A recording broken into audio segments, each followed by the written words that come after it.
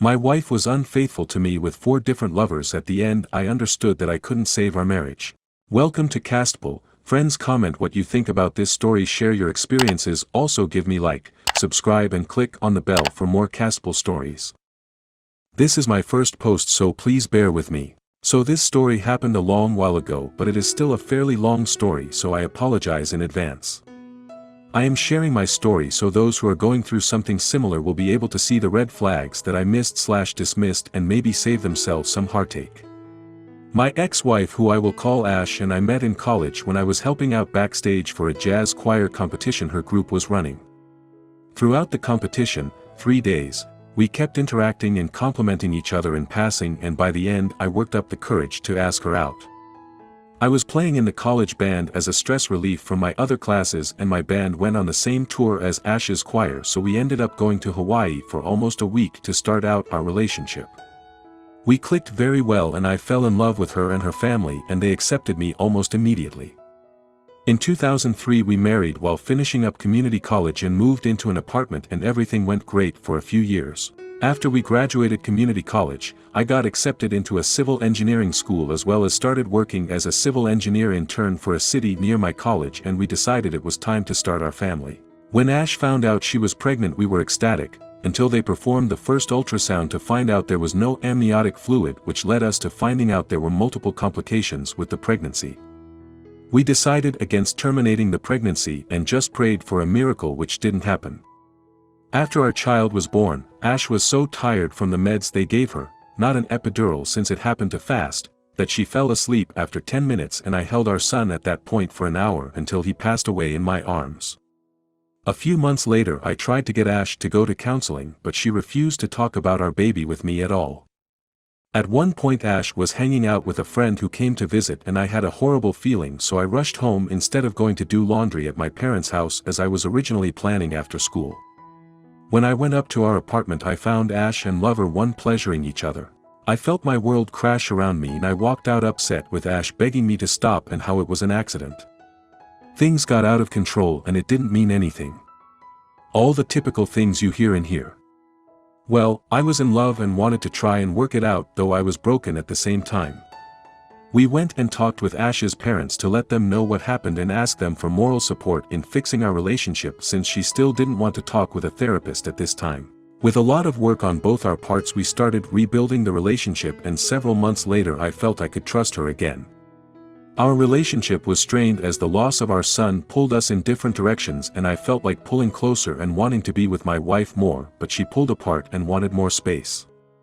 After a year I felt something off in our relationship again, and this time I went to Ash's father and told him I felt something was off, and upon his suggestion I downloaded some keystroke spyware that recorded all the keystrokes and took screenshots every 5 minutes when in use on her PC. After a few days of reviewing the recorded material, I discovered that he was cheating on me again, this time with lover too. She was flirting when she went out with her coworkers after work, and I felt my world shatter around me for the second time. I worked, went to school, then came home and cooked for her and even did the dishes before sitting down to play games together, and she never let on that anything was going on. When I asked about our relationship, she would say everything is good. She would send me photos or videos each once in a while, but at this point I started pulling away and tried to get her to admit to her affair. After several weeks of this I finally confronted her, and she switched like a light from being loving to not caring about me. Once everything was out in the open it felt like she didn't have to pretend anymore. She still wanted to work things out, and she hadn't had relationships with either guy, so after some pleading and requests from her family I decided to try to work it out. I didn't trust Ash at this point and kept tabs on what she was doing, and it wasn't long before she started trying to cheat again. At the time I was trying to pick up lover 3 and I confronted her and kicked her out. I asked her what she felt was appropriate with the opposite sex, and she said more than kissing. While separated she moved in with lover 4 and I moved back with my parents for emotional support once the contract on the apartment was up. It took me many years before I was able to date again, and also I had to retake many of my classes in college because of not being able to concentrate due to everything that was done. I figured she didn't care about the relationship, so I would wait for her to file the divorce paperwork, but she ended up asking me to do the paperwork so she could get married to lover for a little over a year later. I was more than happy to get rid of the relationship, and it was an uncontested divorce which helped speed up the process, and we both just took what we brought into the relationship. It takes two to work on a relationship, and if you are doing all the work, it will inevitably fail. If your partner is unwilling to put in the work to fix the relationship before confronting, it is probably not worth trying to spend your time and energy afterwards so they can feel better. Each time I confronted my ex, she showed less regret and felt I already knew, and so there was less of a reason to care. I have now been married to my current wife for 10 years this December and have 3 beautiful children with 1 more on the way. It took a long time to work through the pain my ex caused me, but know that no matter how horrible things look in the moment, you can work through it and build yourself a better life. Use family, friends, and therapists as needed to work through the emotions, and know there is a light at the end of the dark tunnel if you persist. Friends, comment what you think about this story, share your experiences, also give me like, subscribe and click on the bell for more castable stories. Comments. Thank you so much for sharing. Looking back, are there any red flags in her personality earlier on in the relationship that could have hinted at something like this? Treating you like this requires lack of good morals, emotional immaturity like not being able to express her concerns about the relationship, or even overreacting, and simply lack of empathy. Anything rings a bell? OP, she actually had great morals when we first married, that changed after our son deceased. She could not remember holding him, and that left a void in her heart that she tried to fill with other activities. Also, she was 20 when we got married and had lived at home her whole life, whereas I had traveled the world and knew how to live alone. I think she wanted to sow her oats since she hadn't prior to us getting married, but when she was caught it ruined it. I would strongly recommend that if someone is dating anyone who has never lived on their own, they have them move out for a year and live in apartments with friends or something prior to taking the relationship towards marriage. The flags happened after our son deceased, and then she started hiding her phone, hiding her texts online, talked more and more to people in games, etc. RP, I think that losing a child odd one of those things that make women very cold to the man that they had the child with. But it's internalized so much they pretend everything is okay, believe everything is okay, and then they start to break and don't feel much of anything while still putting on a front of emotion. My wife also changed after Aber** and having a DNC or whatever it's called, and it's a late miscarriage removal procedure. I had similar experiences and have been bashed by many Redditors for looking into things when I already knew something was wrong. That feeling you got with lover one, I also got that feeling and ignored it too long. I think everyone needs to trust their gut instinct, especially when it is screaming something is wrong. 1. I'm sorry for the pain you went through, thank you so much for sharing. It's often here that we only receive the initial incident, maybe a little follow-up, but it's really nice to hear from the other side after time passes and how much better life can get. What would you have done differently knowing what you know now?